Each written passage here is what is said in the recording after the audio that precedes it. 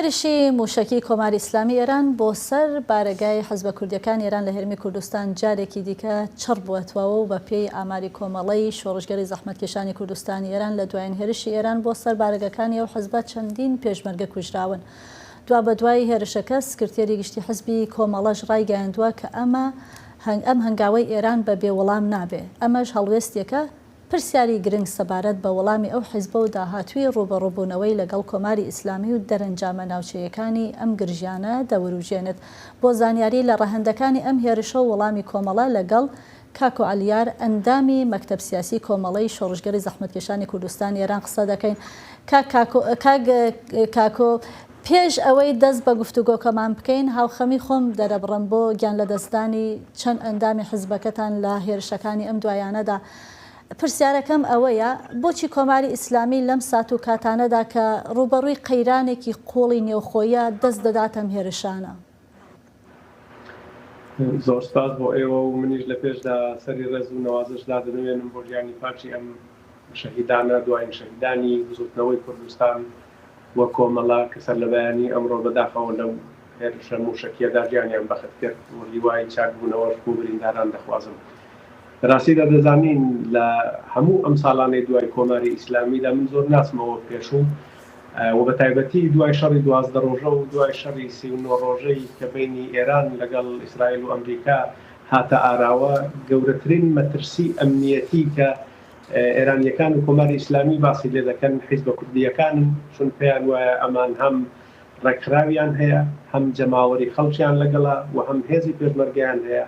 ئەوان مێژووی کوردیش دەزانن و دەزانن کورد ڕەنگە لە دەرفەتەکان بتوانێت کەڵکی گونجاو وەرگێ بە تایبەتی بۆ پشتیوانیە گەورە جەماوەریەکە لە ناو خەڵکدا هەیەە. بۆیە بەبێ ئەوەی کە ئێمە و حیزبەکانی تری کوردستانیش بەشێک بین لەو شەڕە یا بەشداریمان تێدا کردبێ، بەڵام بەردەوام و لە ڕۆژی یەکەمەوە ئێمە لەژێر بۆمباران و درۆنباران و موشکباران دابووین. پێشترێش چەند شەهیدمان داوە، چەندین کەس بریندار بوون.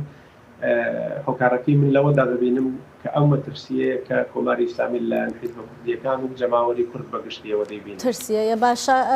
کاکۆ وەک دەزانی سکرتێری گشتی کۆمەڵە کاک عەبدوڵڵا موحتەدی ڕایگەیاندووە هێرشی کۆماری ئیسلامی بێوەڵام نابێ. ئەم وەڵامە مانای چییە؟ یا کۆمەڵە بە دوای وەڵامدانەوەی سەربازیدایە یان ڕێبازی دیکە پەیرەو دەکات؟ دیارە لێرە باسی پلانی سەربازی و ئەوانە بە وردەکاری ناکرێ باز بکرێ، بەڵام بەگشتی ئەوەی کە گەلی کورد لە کوردستانی ئێران وە کەسێکی وەک کاک عەبدوڵڵای موحتەدیش کە یەکێک لە ڕێبەرە هەرە ناسرا و پشتیوانەدارەکانی کورد لە کوردستانی ئێران دەناسرێت، کاتێک ئەم پەیامە دەدا بەگشتی مانای ئەوەیە کە خەڵکی کورد لە کوردستانی ئێران لەم بارەیەوە بێدەنگ نابێ. چی دیکە کە دەڵێن گەلی کورد لە کوردستانی ئێران تەبیعەتەن ئەمە پێشمەرگەکانی کوردستانی ئێرانیش دەگرێتەوە. من لێرە ئەوەندە دەتوانم باس بکەم، بەڵام ئێمە هەمومان گوێ لەو پەیامە دەگرین و هەمومان خۆمان پێبەند دەزانین بەوەی کە ئێمە لە ژیانی پاچی ڕۆڵەکانی ئەم نیشتمانە خۆش نابێت. باشە کاکۆ، ئێوە دەزانن کە بارگا و بنکەی حیزبە کوردیەکان لەم چەند مانگەی ڕابردوودا بە بەردەوامی لەلایەن کۆماری ئیسلامی و دەکرێتە ئامانج و کراوەتە ئامانج. بە لە بەرچاوگرتنی ئەمە بۆچی هێشتا پێشمەرگە و ئەندامانی حزب لەو ناوەندەدا ئامادە بوون؟ ینی هیچ شوێنێکی ئەمنیتان تا ئێستا بۆ پاراستنی گیانی ئەوان بۆچی دانەناوە کە تووشی ئەم کارە ساتە نەبنەوە؟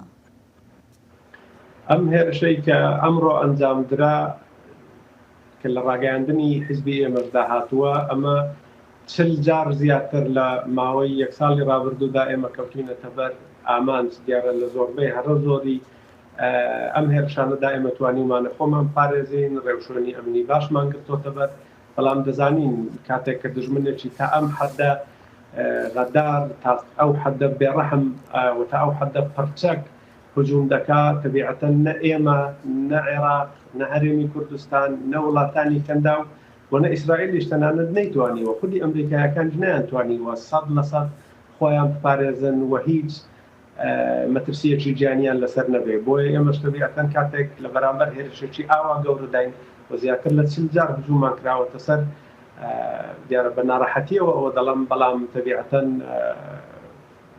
کوژرا و برینداریشی لێ دەکەوێتەوە. ئێمە لەو شوێنانەی کە لێی بووین هەمیشە بارەگای زەرجۆزەڵا ئەمە لە خودی بارەگاکە نەدراوە لە شوێنەکانی دەوروبەری دراوە ئەوە دەتوانم بڵم بۆی ئەو شوێنە بۆ خۆی کەسی تێدا نییە بەڵام شوێنەکانی دەوروبەرەوەوانە و لە قسەی پامێری ئەوشدا بوو تەنانەت لە تاسلوجەش کە لەو منتەقەیە زۆر دوور نییە لە تاسلوجەش دراوە بۆیە کۆماری ئیسلامی هەر لە شوێنە ناسراوەکان نەدا بەڵکو لە هەموو ئەو جیانێک کە پێی وابێ خەڵک و هێزە کوردیەکانی لێن هجومی دەکاتە سەر وە بە موشک و بە درۆن حملەی پێ دەکات بۆیە ئێمە ڕێوشوێنەکانمان گرتووەتە بەر بەڵام ناتوانین ئەوە گارانتی بکەین هیچ کەسی کەس ناتوانێت کە 100% دەتوانین هەمیشە خۆمان پارێزین. بەڵێ کاکۆ ئەلیار ئەندامی مەکتەب سیاسی کۆمەڵەی شۆڕژگەری زەحمەتکێشانی کوردستانی ئێران سپاس بۆ ئامادەبوونێت لەم گفتوگۆیەدا. زۆر سپاس بۆ ئێوەش.